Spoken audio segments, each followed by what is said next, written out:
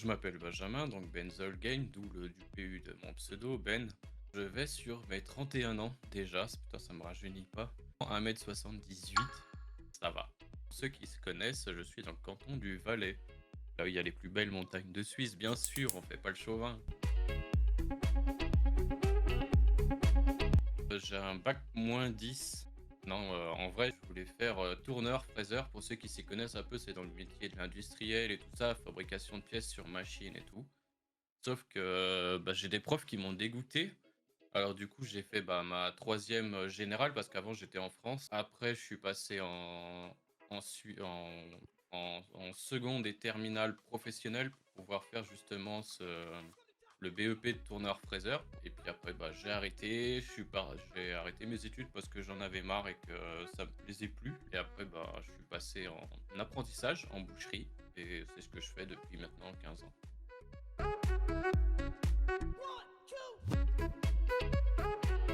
Ma mère et tout ça, ma mère, mes frères, mes sœurs, ils savent depuis quasiment le début.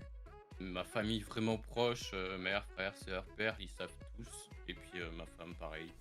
Bah, ma mère, au début, elle venait pendant les premiers lives, bah, tu sais, quand tu cherches l'affiliation et tout ça. Et ma femme, ouais, elle est à fond dedans, et bah, elle live aussi, donc forcément, elle est un peu dans le truc, tu vois.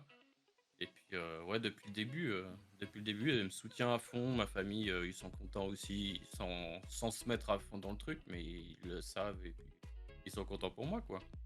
Quand il y a des gros trucs qui sortent, ils sont contents. Bah, mon premier c'était pas Benzol à la balle pour ceux qui étaient là au tout début et on s'en souvenir, j'avais mis Benjias, mes 3 premières lettres de mon prénom et les 3 dernières de mon nom de famille. Sauf qu'on m'a dit: «Ouais, c'est pas ouf ton pseudo frérot, faudrait peut-être, trouver autre chose, tu vois? Plus court, qui se retient mieux», tu vois? Alors du coup, j'ai été sur, comme beaucoup de monde, sur des générateurs de pseudos en ligne et puis, j'ai mis mon prénom et puis c'est sorti Benzol et j'ai kiffé et j'ai gardé ça.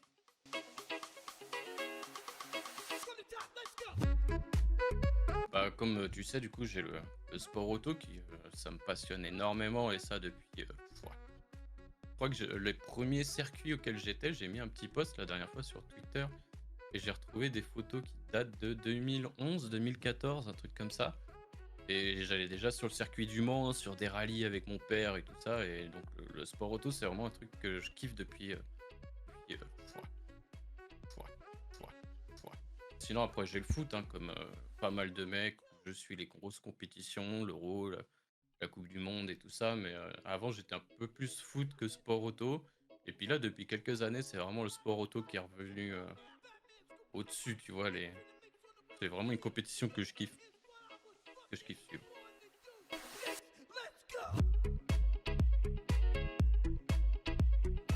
Oh, pratiquer, je kifferais tellement ça. Bah, là, j'ai fait un petit stage en F4. Après le Grand Prix Explorer, j'avais vraiment envie de ressentir la sensation de ce que les pilotes ont vraiment ressenti en montant dans la F4 et tout ça.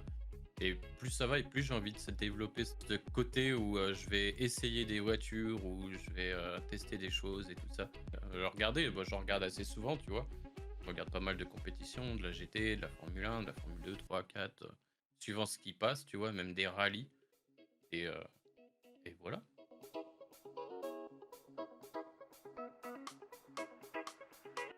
Bah, du coup, je pense avoir presque répondu à la question avant. Je suis vraiment parti sur un contenu bah, dédié au sport auto, à la création de contenu autour du sport auto, un peu large. Quand je suis en live et tout ça, bah, je vais faire des lives sur F1 22, sur du rallye, je vais faire des jeux un peu plus arcade comme Forza, Motorsport, des trucs comme ça. Quand je suis hors live, du coup, bah, je vais essayer vraiment d'aller tourner des vidéos sur des circuits, aller essayer de rencontrer des pilotes, aller vraiment rencontrer un peu tout cet entourage qui gravite autour du sport auto et tout ça, et puis de vraiment d'en faire bah, le principal contenu de ma chaîne, chaîne du Twitch, YouTube, réseau, etc. En comptant la chaîne No Life, je suis à 4 streams par semaine. Avec la Web TV, ouais. La Web TV le lundi, et après je fais mercredi, vendredi, dimanche matin comme maintenant, mais là du coup, bah, J'ai laissé la place à Monsieur Piranha pour l'interview. Bah, c'est pas du sport auto, bizarrement. Le jeu qui m'a vraiment mis le pied à l'étrier quand j'étais gamin et il passera toujours au-dessus, mais c'est plus sentimental que au niveau du jeu lui-même. C'est la première édition d'Assassin's Creed. Le tout premier là. Après, j'hésitais avec Gran Turismo 3 parce que c'était vraiment mon jeu, le premier vrai jeu de voiture auquel je me suis mis. Où il fallait passer les permis, il fallait développer sa carrière, acheter des nouvelles voitures, revendre les voitures, tu devais les réparer, tout le bordel. Il y avait énormément de courses, il y avait tous les permis et tout ça à faire pour pouvoir passer en catégorie rallye et tout. Et c'est vraiment le jeu de voiture que j'ai poncé à fond. Gran Turismo 3, non, je l'ai jamais fait en live. Assassin's Creed, je l'ai commencé, mais il avait pas un super accueil. Les gens, ils étaient pas très réceptifs, bah parce que c'est un vieux jeu, que c'est plus très intéressant par rapport aux nouvelles Assassin's Creed qui sont sorties. Enfin, les nouveaux, je veux dire. Et du coup, j'ai pas forcément continué. Je l'ai continué en privé, mais je l'ai pas fait plus en live. Je sais pas si j'en ai vraiment eu un jusqu'à maintenant. Non, je crois que pour l'instant, j'ai pas eu de gros, genre de grosses surprises. Non, je sais pas, pour l'instant, je pense pas que j'en ai vraiment eu un moment qui passe au-dessus des autres. Pour l'instant, en tout cas, y a pas de moment que je mets par-dessus les autres. J'ai kiffé tous mes lives jusqu'à présent. Là, pareil, j'ai pas eu de pire moment. Après, bah ouais, les bugs, ça fait partie de la vie quand on est sur Twitch ou quoi, tu sais toi-même, hein. Mais de pires moments, à part des red bots, des red follow bots ou des trucs comme ça qu'il a fallu se débarrasser et tout ça pour pas avoir de problème avec Twitch, j'ai pas eu de personnes qui sont venues en mode haineux ou des trucs comme ça. Donc ça, c'est assez cool. J'ai une très bonne communauté. J'ai pas de gens qui sont là à venir trash talk ou quoi dans le chat. Donc ça, c'est vraiment cool. Les mauvaises personnes, on va dire, ils sont attirés par les mauvaises personnes. Si t'es réglo avec ta commu, que t'es pas une mauvaise personne ou quoi, je pense que normalement t'es assez tranquille. Après, c'est clair que si tu vas trash talk que des communautés ou des trucs comme ça sur Twitter, faut t'attendre forcément au retour du bâton. Je dirais quand même, c'est vraiment un peu un échappatoire à ta vie de tous les jours. C'est vraiment, dès que tu allumes ta caméra, c'est ton moment avec tes viewers, ta communauté et tout ça, un grand moment de partage. Quand tu es au travail, bah, c'est vraiment tes focus, c'est professionnel. Je pense que c'est vraiment le moment de ta semaine où tu dis, ok, je pose mon cerveau, les responsabilités et tout ça, c'est à côté. Et là, je suis focus, c'est mon moment, je suis tranquille, quoi. Faut le faire pour ça, faut pas le faire pour se dire, je stream pour streamer, quoi, parce que il faut le faire et puis voilà, sinon les gens ils vont pas être là. Je pense que c'est vraiment le moment où tu dis, ok, j'allume la cam, je pose mon cerveau, je m'amuse et c'est tout.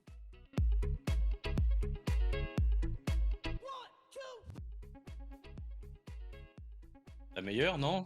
On est partenaire No Live, bien sûr, et on est là, on est là. Une récente, il y a pas très longtemps, avec Horus X. Je suis pas énormément partenariat et tout ça parce que bah, faut vraiment que je trouve un produit que je kiffe, une marque que je kiffe, une qualité qui va plaire à tout le monde parce que sinon je veux pas le faire. Et surtout du local. J'aime pas travailler. Je vais pas aller par exemple faire un partenariat avec Cdiscount, avec des conneries de sites comme ça. Je dirais Trustmasters parce que tout simplement bah mon simulateur, tu le regardes, c'est quasiment full Trustmasters, à part le siège que c'est un Hoplite. Mais sinon, les produits Trustmaster, ils sont vraiment incroyables et ça me ferait plaisir qu'ils me contactent, qu'ils me disent ouais, tu veux pas tester ça ou ça, et puis en faire une review, un truc comme ça. Franchement, je kifferais trop.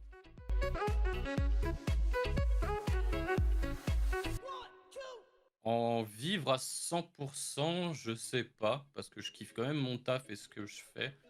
Je pense pas que c'est quelque chose que je voudrais faire vraiment à temps complet.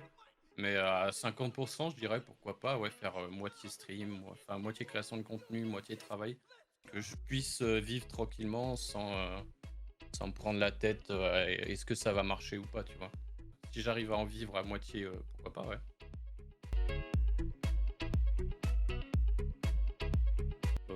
Bon, maintenant, vu qu'on a passé les 1K, aller chercher les 2K, continuer de créer des gros projets comme j'ai créé le Grand Prix à zéro. Là, on va essayer de retravailler sur la deuxième édition pour l'année prochaine. C'est vraiment vers ce type de choses-là que j'aimerais bien aller. Alors vraiment, découvrir d'autres personnes et tout ça, c'est trop cool. Depuis, 1 an, ouais, j'aimerais bien, c'est un truc qui me plairait beaucoup, c'est vraiment d'avoir un local en dehors de la maison où vraiment, bah, comme je disais tout à l'heure, tu poses ton cerveau, tu te mets tranquille. Ça serait vraiment mon but, c'est vraiment d'avoir, un vrai endroit dédié à ça et puis si je peux faire venir mes potes, ça serait encore mieux.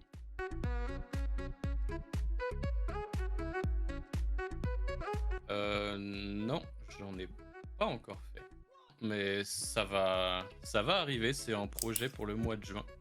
Je vais participer au Play for Live, c'est un événement en Suisse, c'est un des premiers gros événements en Suisse qui veut vraiment, s'imposer, comme événement, au niveau du stream et tout ça pour, le caritatif et on va défendre, une cause qui s'appelle Rêve Suisse, qui permet aux enfants qui sont dans les hôpitaux et tout ça de pouvoir rencontrer une personnalité qu'ils aiment, pouvoir aller être déplacés, genre pas sur une course par exemple ou un truc comme ça et vraiment c'est pour réaliser leurs rêves qu'ils pourraient pas faire s'ils restaient tout le temps enfermés dans l'hôpital ou des trucs comme ça, tu vois?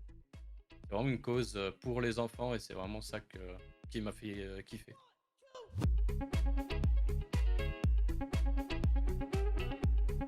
Ah bah, le Z, hein, forcément, tout streamer, un peu, qui a vraiment un peu des ambitions sur Twitch a envie de participer au Z Event un jour, même si t'es pas une tête d'affiche ou quoi. Juste être là dans l'ambiance ou quoi, c'est incroyable.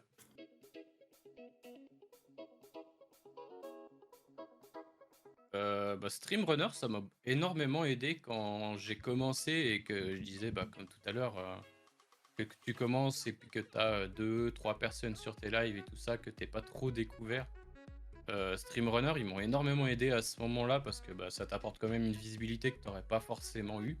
Il y a rien de mieux, en fait, pour, découvrir des nouvelles personnes et tout ça, c'est de se regrouper, à 2-3-4 personnes même et puis de faire des trucs ensemble, tu vois? Comme, là, tu fais avec tes interviews et tout ça et puis, bah, forcément, de faire des trucs à plusieurs et tout, faire découvrir des personnes à ta commu ou que ta commu te découvre, par rapport à toi et tout ça, franchement, c'est trop cool. Il y a rien de mieux que de s'entraider dans ce monde. Si tu t'entraides pas, t'avances pas de toute façon.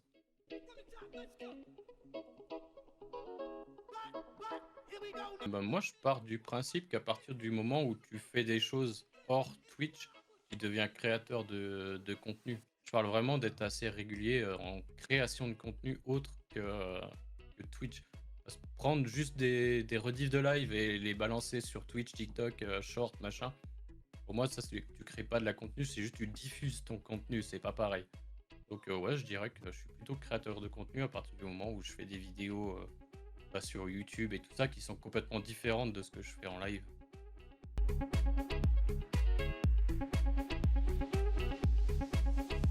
Bah, du coup, on peut me retrouver sur Twitter, Instagram, YouTube et Facebook, mais Facebook, c'est surtout parce que c'est lié à Instagram, du coup, on retrouve sur Facebook. Sur Instagram, je suis plutôt partager vraiment des moments à l'instant T, genre, je vais aller sur une course, je vais faire des photos, de ce moment-là, je vais faire des sorties ou des trucs comme ça, je vais faire des photos de ce moment-là. Twitter, c'est vraiment l'espace où je vais discuter avec la communauté, avec les autres streamers et tout ça. C'est plus de la discussion.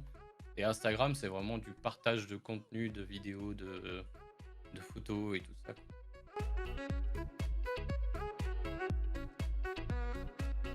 Bah, les réseaux, c'est ce qui est le plus important de toute façon, comme l'entraide. De toute façon, si t'es pas sur les réseaux, tu peux pas te faire connaître.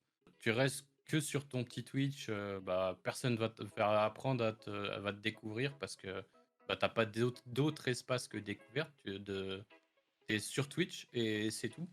Plutôt que d'essayer d'aller te faire découvrir sur Twitter, aller te faire découvrir sur Instagram. Faut vraiment moi, je veux vraiment avoir cette idée où je place mes pions un petit peu partout et j'essaye de toucher des communautés, plus larges que Twitch, en fait.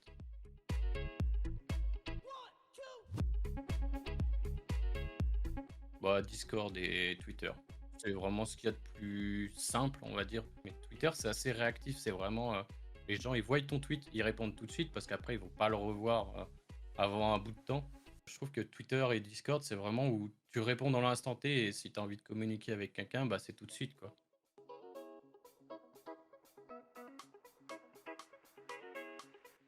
Bah, les réseaux à fond. C'est vraiment se mettre à fond sur les réseaux, développer ces réseaux au maximum pour pouvoir bah, déjà dire aux gens: «OK, je suis là, j'existe, venez voir ce que je fais». Et après, bah, comme on fait sur Twitch, hein, développer ces overlays, avoir un stream vraiment «professionnalisé» entre guillemets. C'est vraiment développer ton contenu, essayer d'avoir des jolies choses. Si toi à côté tu as une qualité d'image pourrie et un son pourri, bah les gens ils vont vite partir et aller voir autre chose. Moi j'aime énormément Twitch. Après, bah, le problème c'est leur souci de rentabilité, c'est qu'ils mettent en avant que des gros créateurs de contenu. À partir du moment où t'es petit, t'as pas de place sur Twitch. Ou alors faut vraiment aller te faire ta propre place. Et c'est ça que c'est un vrai problème sur Twitch. Essayer de peut-être avoir, des chaînes recommandées, mais en grand, et puis essayer de mettre des catégories, mais pour les plus petits streamers où il y a des gens qui ont moins de 10 personnes, moins de 20 personnes, un truc où tu peux avoir un espace de découverte pour tes plus petits contenus. Pour moi, le seul truc qui manque à YouTube pour pouvoir attirer des grosses personnes, c'est le système d'alerte enfin, maintenant, ils ont mis les dons et tout ça. Mais vraiment leur système, d'alerte et tout ça, faut qu'ils se bougent le cul, quoi. Enfin, le stream, il est pas, c'est pas comme, sur Twitch assez, où c'est fluide et tout ça. Tu peux avoir le même overlay et tout ça, mais t'as pas le même, système que Twitch au niveau des alertes et tout ça, je crois. Il me semble qu'il y a beaucoup de streamers qui n'y vont pas justement, bah, parce que c'est pas assez dynamique ou ils peuvent pas mettre de sound alert ou de trucs comme ça.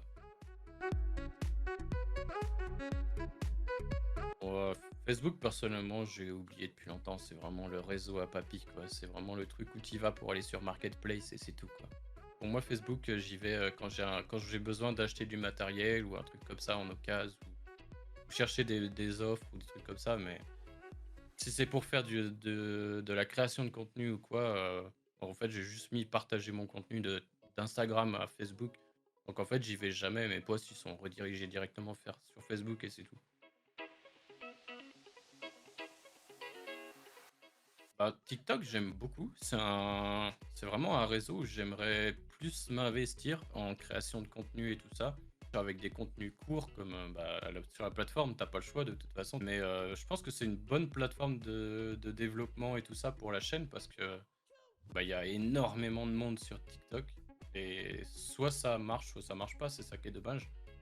Mais, euh, mais je pense qu'il y a beaucoup de choses à faire sur TikTok et que c'est pas assez exploité par les streamers, je pense.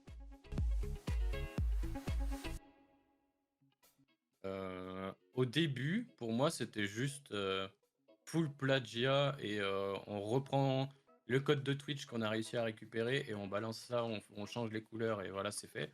Et ils sont en train de pas mal se développer, donc à voir avec le temps si vraiment ils tiennent leurs promesses. J'avais beaucoup l'exemple, bah, de mon fils où je me dis: «Bah, un jour, il va grandir, il va découvrir, Twitch et tout ça, il va vouloir regarder du contenu». Et quand tu arrives sur Twitch, tu as quand même beaucoup de mal à trouver, de la pornographie ou des trucs comme ça, tu vois ce que je veux dire? Et que tu vas sur Kick, tu pas besoin de beaucoup chercher pour trouver sur des lives de mauvais contenu, des lives, d'insolence ou des lives où tu as des mecs qui vont trash talk des communautés, et j'ai pas envie que mon fils tombe sur des lives comme ça quand il va vouloir, aller me regarder en live ou des trucs comme ça, quoi.